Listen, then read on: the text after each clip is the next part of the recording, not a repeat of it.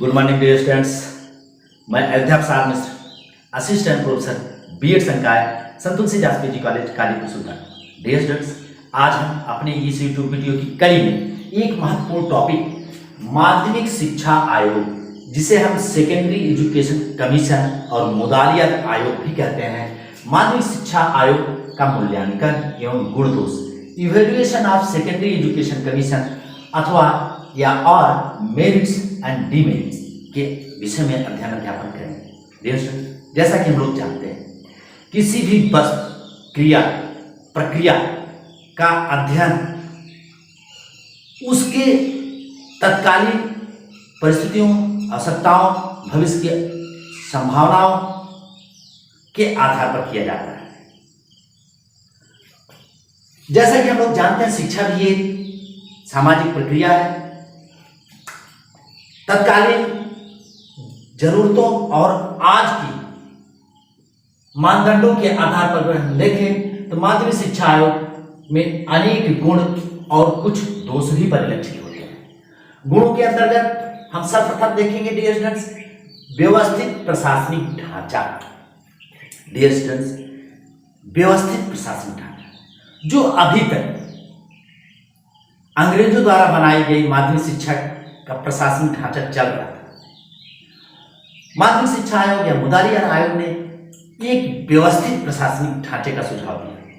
केंद्र सरकार की भागीदारी को भी सुनिश्चित किया। जैसा कि हम लोग जानते हैं, जब संविधान लागू हुआ था, शिक्षा प्रांत की विषय था। संविधान के प्रारंभ समय शिक्षा प्रांत का विषय था या राज्य का विषय था, राज्य का विषय था। और मुदालियत आयोग भी 1952 और 53 में उसका कार्यकाल था। स्वाभाविक सी बात है कि राज्य का विषय था, इसलिए मुदालियत आयोग ने कहा कि शिक्षा में, माध्यमिक शिक्षा में केंद्र सरकार की भी भागीदारी पर बल दिया गया। और जिस प्रकार केंद्र में केंद्रीय शिक्षा सलाहकार बोर्ड गठित किया गया है, उसी प्रकार प्रत्येक राज्यों या प्रांतों में प्रांतीय शिक्षा बोर्ड का गठन किया जाए और विद्यालयों को नियमित निरीक्षण या देखभाल की भी व्यवस्था सुनिश्चित किया जाए। नेक्स्ट पॉइंट देखेंगे डियर स्टूडेंट्स, शिक्षा के उपयुक्त उद्देश्य। देखिए डियर स्टूडेंट्स, हमने पिछले वीडियो में ही चर्चा किया था, किसी भी स्तर की शिक्षा हो तो उसका कुछ न कुछ उद्देश्य निर्धारित किया जाता है। और मुदालियत आयोग ने भी माध्यमिक शिक्षा के उद्देश्य जो निर्धारित किए थे, उसमें सर्वप्रथम उद्देश्य या मुख्य उद्देश्य छात्रों के व्यक्तित्व का विकास है।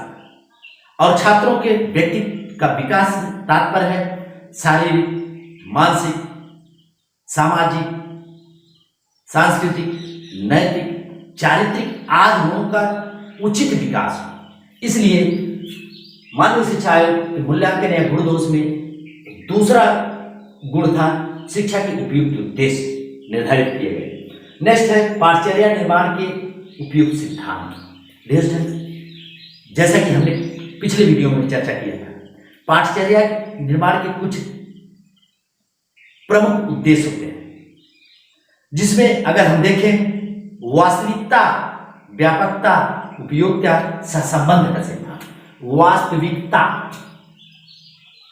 वास्तविकता का तात्पर्य होता है बालक के वास्तविक जीवन से संबंध। व्यापकता, व्यापकता का तात्पर्य होता है व्यापक स्तर पर पाठचर्या का निर्माण किया जाए और उसमें अनेक विषय सम्मिलित किया जाए, जिससे बालक अपने रुचि, रुझान और आवश्यकताओं के अनुसार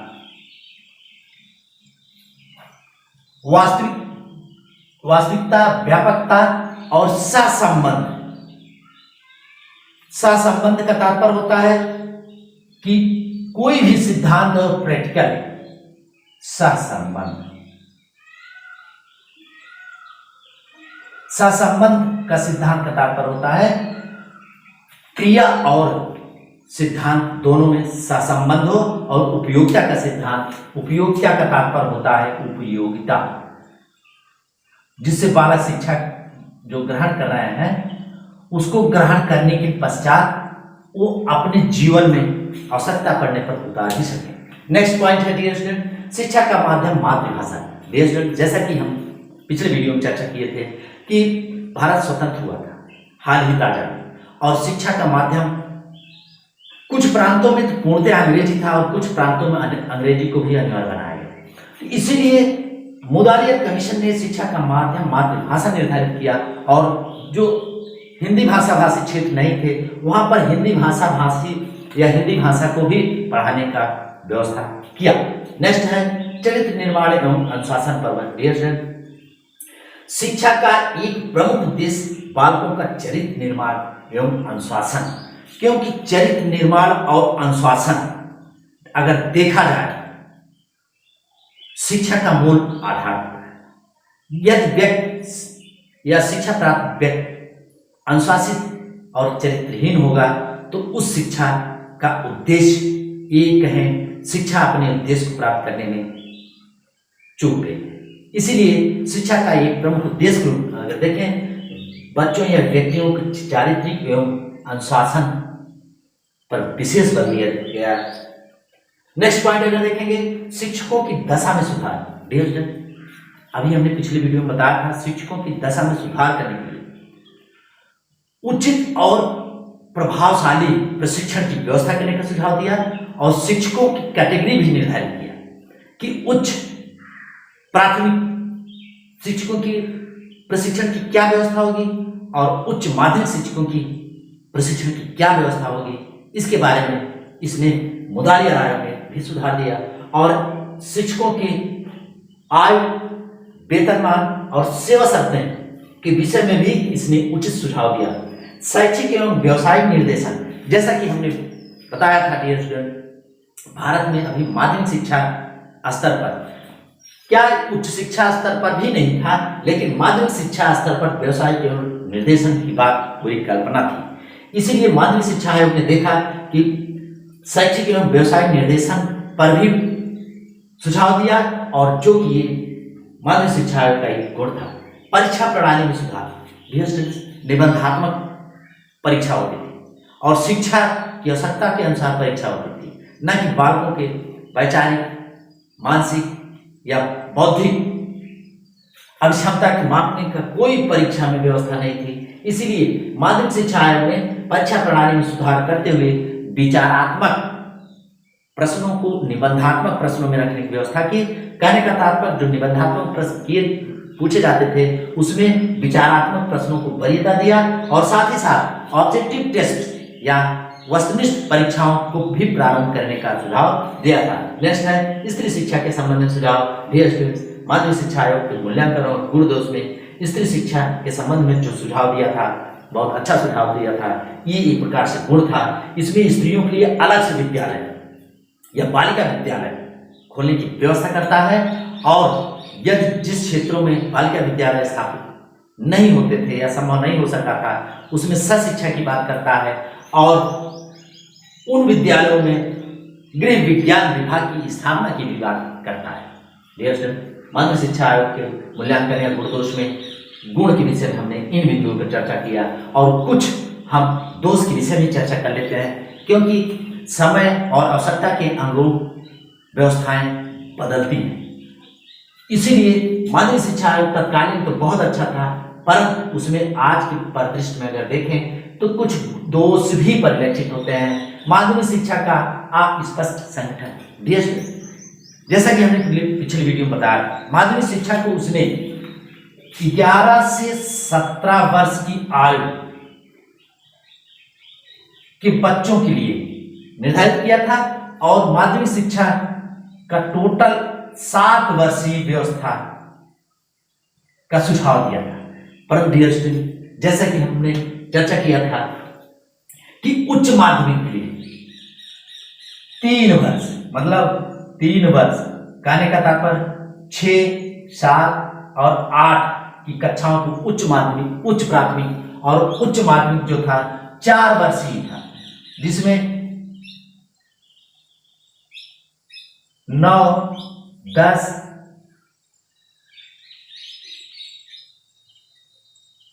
9, 10, 11 और 12 और अस्पष्ट संगठन एक तरफ 7 वर्षीय व्यवस्था करता है और एक तरफ 6 वर्षीय, मतलब 6, 7, 8, 9, 10, 11 और उधर इंटर या उच्च माध्यमिक की 12वीं कक्षा को ग्रेजुएशन में जोड़ने की बात करते हैं और 11 को उच्च माध्यमिक।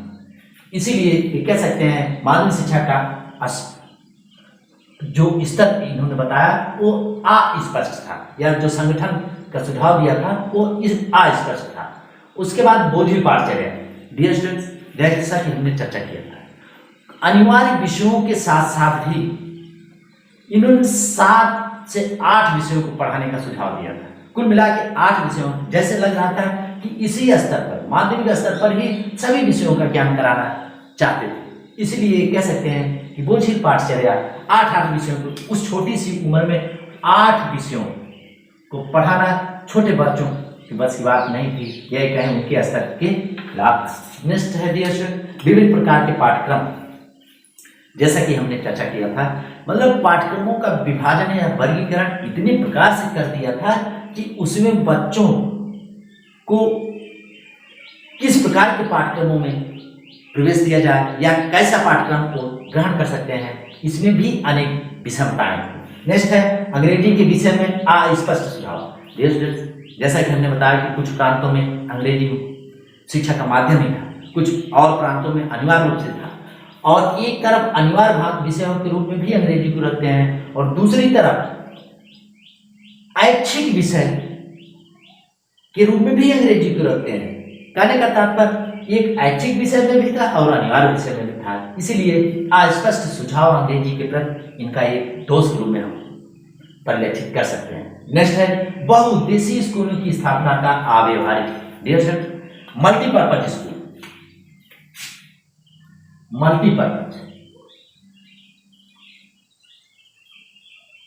मल्टीपर्पज स्कूल का तात्पर्य होता है कि ऐसा विद्यालय जहां पर अनेक विषयों को पढ़ाया जाए और छात्र अपनी आवश्यकताओं के अनुसार तकनीकी या विषयों का चयन कर सकें, और इसी के अंतर्गत पॉलिटेक्निक स्कूलों की भी स्थापना या इंस्टीट्यूशन की स्थापना की गई थी।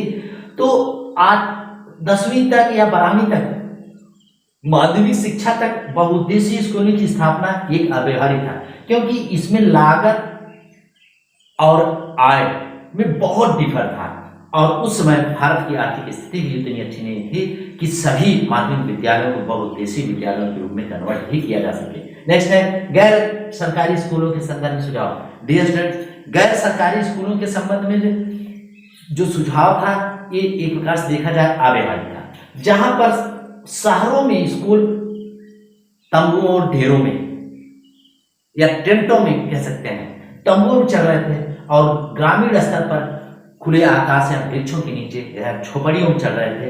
ऐसे विद्यालयों को गैर सरकारी स्कूलों के संबंध में सुझाव दिया था कि गैर सरकारी स्कूल भी को सरकारी सहायता न दिया जाए, वो अपने स्तर पर व्यवस्था करें।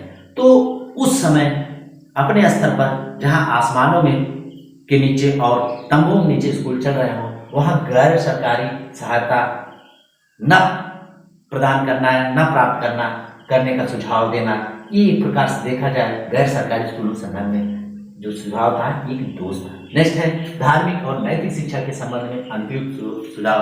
डियर मुतालिया कमीशन ने धार्मिक और नैतिक शिक्षा के संबंध में जो सुझाव दिया था इसको अनिवार्य न बनाना है।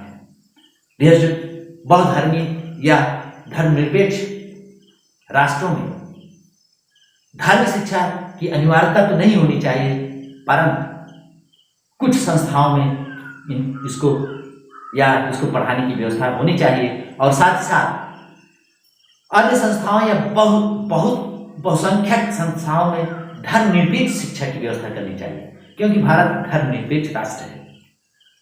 इसीलिए इस प्रकार की धार्मिक और नैतिक शिक्षा की व्यवस्था करनी चाहिए थी, जहां पर धर्मनिरपेक्ष शिक्षा,